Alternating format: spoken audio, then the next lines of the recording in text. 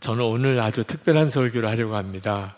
평소에 거의 그렇게 해본 적이 없는데 오늘은 한 책을 중심으로 제가 말씀을 전하려고 합니다. 바로 이번 주에 출간된 책입니다.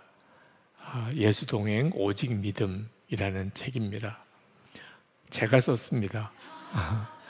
그래서 오늘 이 책 내용을 가지고 여러분들과 함께 말씀을 나누려고 하는데, 이렇게 특별한 시간을 가졌으면 좋겠다고 생각하는 이유는 이 책에 있는 내용이 너무 중요하기 때문입니다.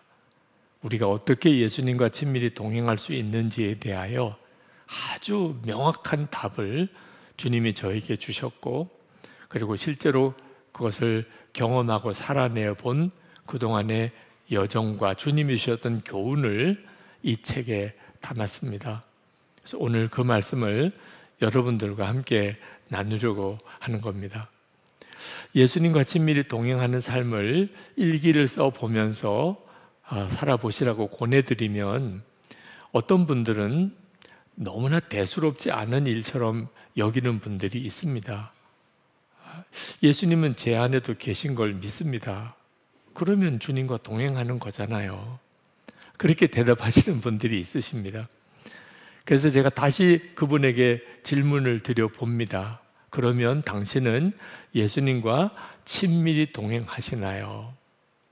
그러면 대답을 거의 못하십니다.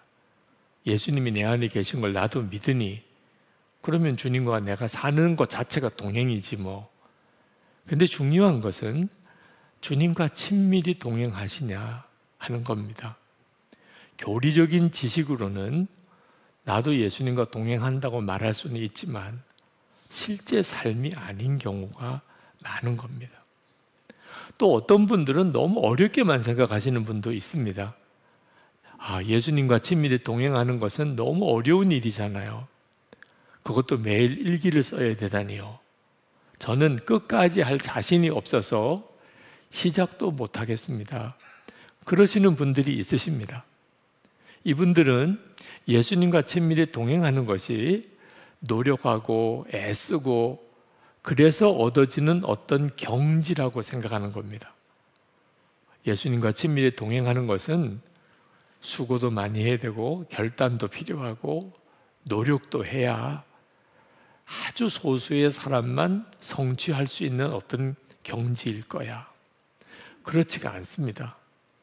그래서 이 책을 쓰게 된 거예요. 예수님과 친밀히 동행하는 것은 전적으로 믿음입니다. 그래서 책 제목을 예수동행 오직 믿음이라고 정한 겁니다. 너무 특별해서, 이 내용이 너무 특별해서 오늘 여러분에게 이 책 한 권을 가지고 아주 요약해서 여러분에게 말씀을 드리고, 꼭 여러분들이 이 책을 사서 읽어보시도록 권해드리고 싶은 거예요. 저는 겉으로는 굉장히 성실하게 살았습니다. 누구에게도 부끄럽지 않은 그런 삶을 살았던 것을 그냥 담대히 말씀드릴 수 있습니다. 그러나 제가 완벽하게 산 것은 아닙니다. 사람들 보는 앞에서의 제 모습은 아주 모범적이었지만 제 마음속에 끊임없이 저를 죄책감과 그리고 마음에 어떤 위선적인 사람이라는 그런 고통을 심어준 것이 제 마음의 죄, 은밀한 죄였습니다. 사람들 보는 앞에서는 반듯하게 사는 것 같은데 사람들 보지 않는 곳에서는 무너지는 저를 보면서 목사직을 그만둬야 되겠다는 생각을 했을 정도입니다. 나중에 하나님 앞에 섰을 때 그때 모든 사람들이 다 알게 되는 내 진짜 모습이 너무 두려웠습니다. 하나님 앞에 간절한 마음으로 기도를 했어요. 하나님, 어떻게 하면 이 마음의 죄, 은밀한 죄도 이길 수 있습니까? 그런데 그때 주님이 주신 응답이 깜짝 놀라는 것이었습니다. 믿음이 작은 자야, 왜 믿지 아니하였느냐? 저는 처음에는 그 말씀이 잘 이해가 되지 않았습니다. 저는 분명히 하나님을 믿고 성경의 말씀을 믿었습니다. 그러면 믿는 거죠. 그런데 왜 믿지 아니하였느냐라고 말씀하시는 거예요. 마음의 죄, 은밀한 죄를 이기는 것이 믿음의 문제인가? 그런데 정말 묵상하다 보니까 믿음의 문제였어요. 저는 사람들 앞에서는 항상 반듯하게 살았습니다. 그래야 된다고 생각했습니다. 그러니까 제 속에 제가 아무리 어떤 죄의 충동을 받았거나 유혹이 오더라도 하지 말아야 된다고 생각하면 하지 않을 수 있는 의지력이나 분별력이 있었던 거예요. 그런데 왜 제가 마음으로는 죄를 품게 되는 일이 많지요? 오직 이유는 하나였어요. 예수님께서 정말 나와 함께 계시다는 것을 진짜 믿지 않았던 거예요. 예수님이 저와 함께 계시는 것을 제가 진짜 믿었다면 사람이 보든지 안 보든지가 무슨 상관이 있어요? 사람들만 보아도 짓지 않는 죄를 주님이 나와 함께 계시다는 것을 정말 믿으면 마음의 죄까지도 어떻게 지을 수 있겠어요? 예수님께서 정말 마음에 거하심을 믿으십니까? 그런 질문을 받았을 때 저는 처음에 선뜻 그렇다고 대답을 못했습니다. 분명히 성경에는 그렇게 말씀하고 있습니다. 그러나 저 자신에게는 그 점이 제게 실제가 아니었기 때문에요. 믿음의 문제인 거죠. 예수님이 제 마음에 계신지 안 계신지는 실제로 제 믿음과는 상관이 없습니다. 예수님을 영접하면 누구에게나 주님이 오세요. 그런데 그 주님이 나와 늘 함께 계시는 것을 믿는지 안 믿는지는 우리 자신에게 달려 있습니다. 제가 주님이 이렇게 바라보아지지 않고 주님의 말씀을 듣지 못했고, 그리고 말도 안 되는 그런 은밀한 죄, 마음의 죄에 무너지는 이유는 딱 하나였습니다. 주님이 제 안에 오셨음에도 제가 그것을 진짜 믿음으로 취하지 못했던 겁니다. 여러분, 예수님께서 십자가에서 우리를 위해서 죽으신 이유가 무엇인지 분명하게 아셔야 합니다. 데살로니가 전서 5장 10절에 보면 단순히 우리의 죄를 사하시기 위해서만 아니었어요. 예수께서 우리를 위하여 죽으사 우리로 하여금 깨어있든지 자든지 자기와 함께 살게 하려 하셨느니라. 예수님께서 십자가에 죽으신 이유는 우리가 깨어있든지 자든지 주님이 우리와 함께 살려 하심이라. 여러분, 정말 나는 깨든지 또는 자든지 주님과 함께 살고 있나? 스스로를 한번 돌아봐야 됩니다. 우리가 이 사실을 정말 믿지 못하면, 그러면 아무리 놀라운 주님의 약속과 은혜를 받아도 누리지 못하는 거예요. 히브리서 12장 2절에 보면 이 믿음을 고치시려고, 이 병든 믿음, 실제로는 믿지 못하는 영적인 무너진 상태에서 우리를 다시 일으켜 세우시려고 예수님을 바라보라고 하신 겁니다. 믿음의 주요 또 온전하게 하시는 이인 예수를 바라보자.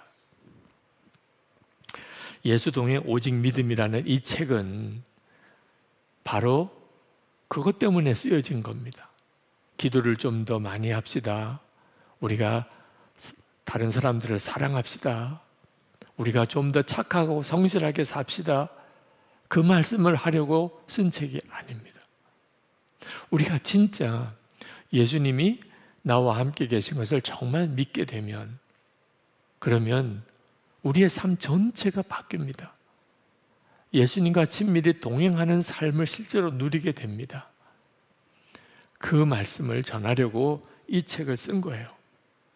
우리가 예수님을 정말 영접했잖아요. 우리는 다 예수님을 믿잖아요. 주님은 우리 안에 거하십니다. 그러나 우리가 예수님이 내 안에 거하신 것을 정말 믿지 않으면, 항상 주님을 바라보지 않으면, 그러면 주님이 내 안에 거하시는 것이 아무런 삶의 결과를 바꾸지 못합니다. 믿지 않으니까. 주님은 내 안에 오셔서 근심하시고 탄식하실 분인 거죠. 여러분, 주님이 내 앞에 나와 함께 계셔도 내가 믿지 못하니까 전혀 보지 못하는 겁니다. 주님이 내게 갈망을 주셔도 그것이 주님이 주신 것인지를 전혀 알지 못하는 것입니다. 주님이 내게 말씀하시는데도 나는 듣지 못하는 것입니다. 그러나 우리가 예수님이 내 안에 거하신 것을 정말 믿게 되면, 그러면 정말 모든 것에 대한 기쁨이 일어나기 시작합니다. 어떤 것도 감사하게 됩니다. 원수도 사랑하게 됩니다. 내 앞에 닥쳐오는 어떤 어려움도 넉넉히 넘어가게 됩니다. 믿음에 달려있는 거예요.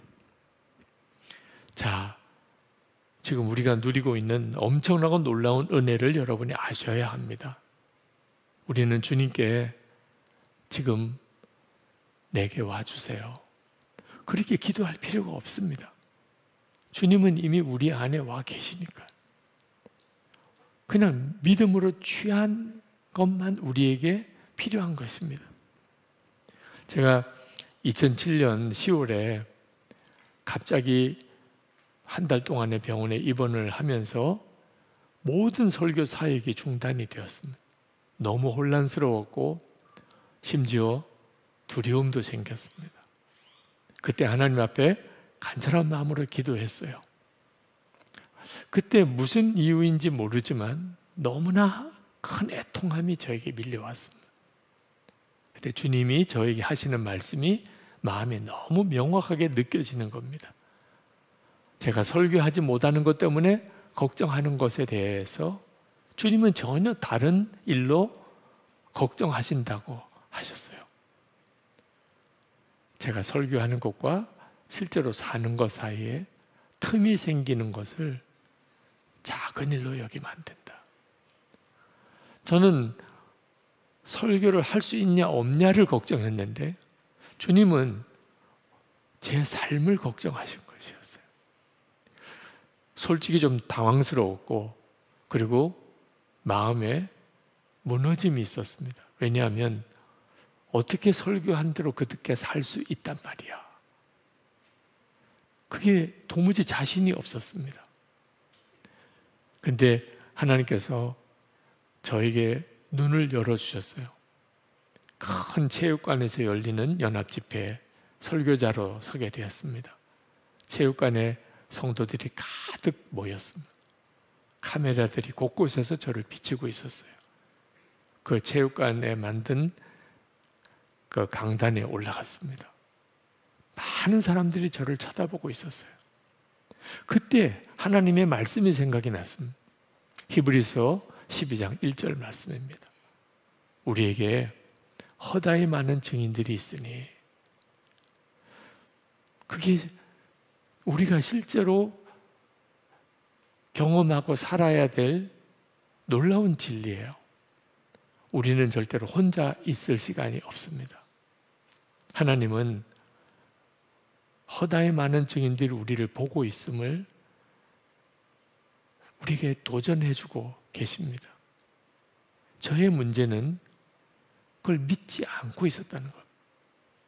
근데 그때 강단에서 바로 이 느낌으로 살아야 되는 거구나. 수많은 사람들이 저를 지켜보고 있고 저는 그들이 보는 강단에 서 있는 바로 요 느낌, 이 느낌으로 살면 되는 거구나. 이게 실제 내게 일어나는 일이구나.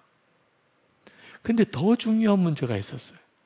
바로 그 다음 절 히브리서 12장 2절에 믿음의 주요 또 온전하게 하시는 이인 예수를 바라보자. 사람들은 제 겉만 보게 되죠. 예수님은 제 마음과 생각까지도 아십니다. 그때 제가 믿음의 문제였구나. 제가 실제로 주님과 동행하는 문제에 있어서 마음의 죄, 은밀한 죄를 이기지 못하고 있었던 이유가 믿음에 달려 있었던 것이구나 하는 사실을 깨닫고, 그리고 예수 동행 운동을 시작하게 된 겁니다. 주님을 바라보는 눈을 뜨자고 그렇게 도전하기 시작을 한 거예요. 여러분, 예수님께서 정말 마음에 계시고 그리고 주님과 우리가 동행하고 있다는 사실을 정말 믿게 되면, 그러면 주님과 동행은 부담스럽지 않습니다. 우리 생애에 가장 놀라운 일입니다. 부부가 함께 여행을 하는 것, 온 가족들이 함께 지내는 것이 그게 행복이잖아요.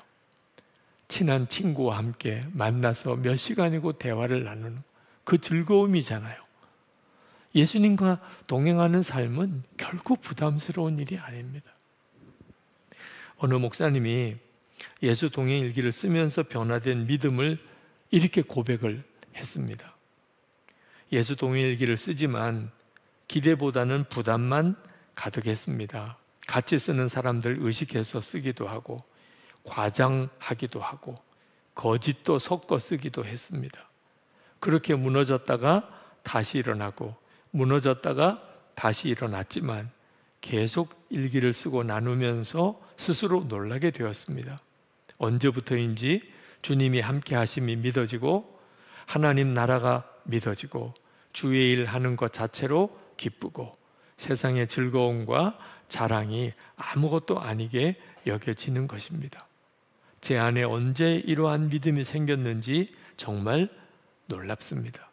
저 자신도 그렇지만 함께하는 목회자와 교인들의 변화를 보면서 또 놀랍니다. 생명의 역사는 정말 놀랍습니다.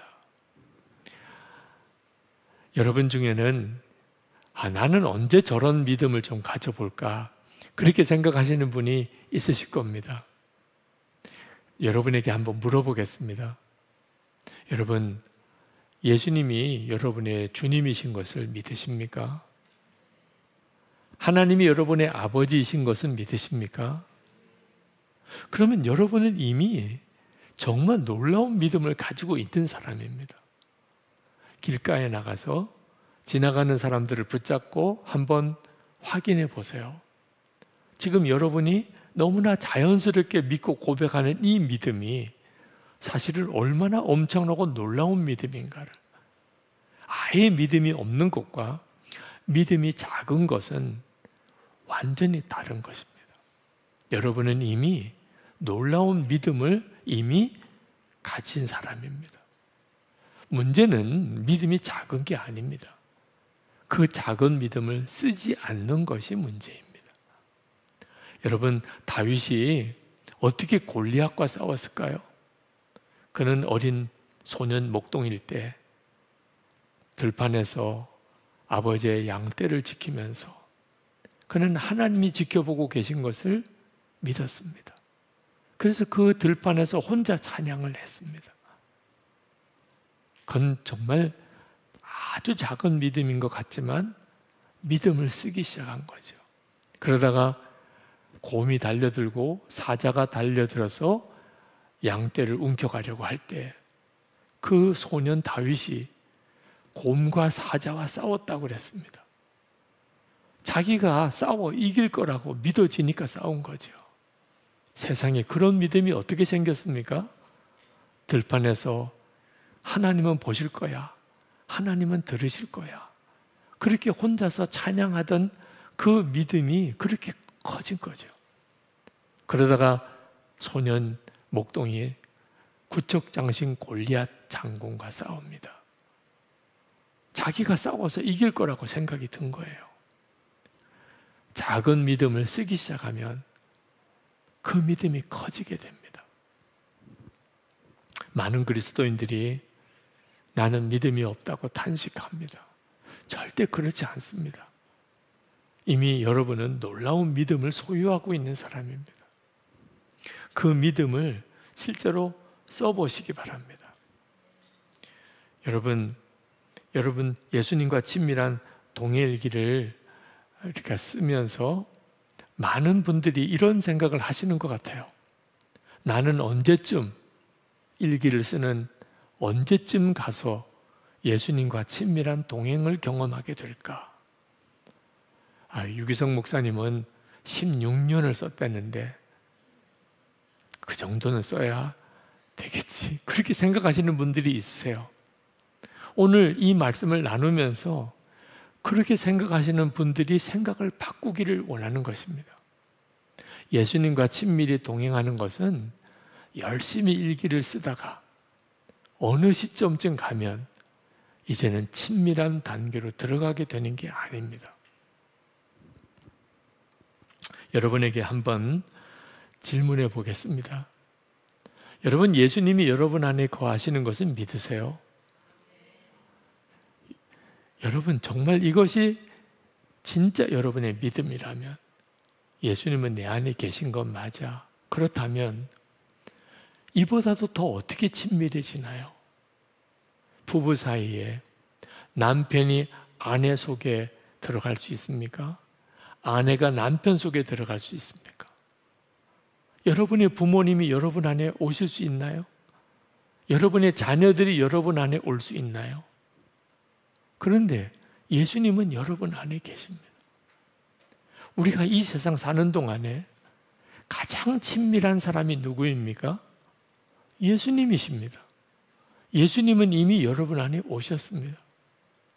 예수님과의 친밀함은 하나님의 은혜로 예수님을 영접할 때 이미 우리에게 허락되어진 것입니다. 우리가 기도도 열심히 하고 성경도 많이 읽고 동행일기도 꾸준히 쓰면 어느 순간에 가서 주님과 친밀해지는 것이 아닙니다. 예수님이 내 안에 오셨으니 이보다도 더 어떻게 친밀해질 수 있겠단 말인가? 나는 이미 주님과 친밀한 가운데 있구나, 믿음으로 취하는 것입니다. 일기는 그럼 왜 쓰는 건가요? 그 예수님과의 친밀함을 계속 지속하기 위해서 쓰는 겁니다. 주님과의 친밀함을 계속 누리며 살기 위하여 쓰는 거예요. 저는 예수님과의 친밀함이 어느 날 어떤 특별한 체험을 통하여 경험되어지는 것, 그때부터 주님과의 친밀함이 시작될 거라고 생각했습니다. 그래서 항상 오늘 그런 일이 일어날까? 이번 집회 때 그런 역사가 나타날까? 그렇게 기다리고 사모했습니다. 그런데 그런 일은 일어나지 않는 거예요. 그렇게 너무나 오랜 세월을 지났습니다. 근데 하나님께서 저에게 놀라우게 깨닫게 하셨어요. 예수님은 이미 내 안에 거하시다. 성경 말씀, 너무나 많은 성경 말씀이 그 말씀을 하고 있어요. 그리고 제 삶이 예수님이 저와 함께 하지 않았으면 도무지 이루어질 수 없는 삶으로 제가 바뀌어져 가고 있었어요. 이건 부인할 수가 없는 일입니다. 주님은 이미 제 안에 와 계셨어요. 문제는 제가 그것을 계속 잊어버리고 있다는 겁니다. 아침에 눈을 뜰 때도 전혀 생각을 못하고, 밥을 먹을 때도, 누구랑 대화를 나눌 때도, 설교 준비할 때도 예수님이 저와 함께 계시다는 것을 자꾸 잊어버리고 지내는 거예요. 그래서 시작한 것이 매일 나는 오늘 주님이 나와 함께 계시다는 것을 얼마나 기억하고 살았는지, 얼마나 주님을 생각하고 살았는지를 써보기로 한 거예요. 매일 그렇게 해보기로. 그러면서 주님이 갑자기 생각나는 순간들이 엄청나게 많아졌어요. 주님을 생각하는 것이 노력하고 애써서 되어지는 것이 아니고 그냥 저절로 주님이 생각이 나는 겁니다. 오늘같이 이런 집회를 인도할 때도 주님이 더 의식이 되는 겁니다. 그건 제 모든 삶을 바꾸는 것이었어요. 주님이 함께 계시는 것이 의식이 되기 시작하니까 제 말과 행동이 달라지고 제 삶 전체의 변화가 일어나기 시작을 했습니다. 여러분, 우리는 열심히 일기를 쓰기 때문에 언젠가는 주님과 친밀히 동행하게 되는 것이 아닙니다. 우리는 예수님 안에서 이미 말할 수 없이 놀라운 친밀함의 은혜를 받았습니다. 주님은 우리 안에까지 오셨어요. 성육신 하셨고 십자가에 죽으셨고 부활하셨고 그리고 우리 안에 오셨어요. 우리 주님이 하실 일은 다 하셨어요. 이젠 우리가 할 거 하나가 남았어요. 믿는 것입니다. 여러분이 삶이 무너져 있습니까? 여러분 스스로가 생각하기도 너무 부끄럽습니까? 여러분은 완전히 지금 바닥을 치고 있습니까? 그래도 여러분은 믿을 수 있어요. 주님과의 친밀한 가운데 있음을. 주님이 여러분을 떠나지 않았다면, 여러분은 오늘 이 집회까지 여러분을 인도하셨다면, 지금도 여러분 안에서 계속해서 말씀하고 계신 분이 주님이시라면 여러분은 주님과 친밀한 가운데 있는 거예요. 이제 주님과의 친밀한 이 여정에 함께하고 싶지 않으십니까? 그렇게 도전하고 싶습니다. 여러분이 이 예수동행 오직 믿음 이 책을 다 읽게 되었을 때, 그때 예수님은 나와 함께 계시고 나는 주님과 이미 친밀한 가운데 있음을 그냥 희망이 아니고 확신 가운데 거하고 갈망이 여러분들의 분명한 삶의 증거로 나타나게 되기를 축복합니다. 우리 이제 찬양하고 정말 마음을 모아서 기도하겠는데, 나중에 3번 우리가 같이 기도하고 안수기도회를 온라인으로 오늘 특별히 합니다. 여러분 중에는 오늘 특별히 어느 목사님이 나를 위해서 분명하게 기도해 주시면 좋겠다. 그러면 온라인 나눔방 줌으로 들어가세요. 현장에 오신 분들 중에 혹시 기도가 필요하신 분들이 있으시면 앞줄에 나와 앉으시면 기도 받을 수 있겠습니다. 우리 찬양하겠습니다. 세상은 들리고 사람들은 변하여도 나는 주를 섬기리. 주님의 사랑은 영원히 변하지 않네. 나는 주를 신뢰해. 세상은 들리고 사람들은 변하여도 나는 주를 섬기리.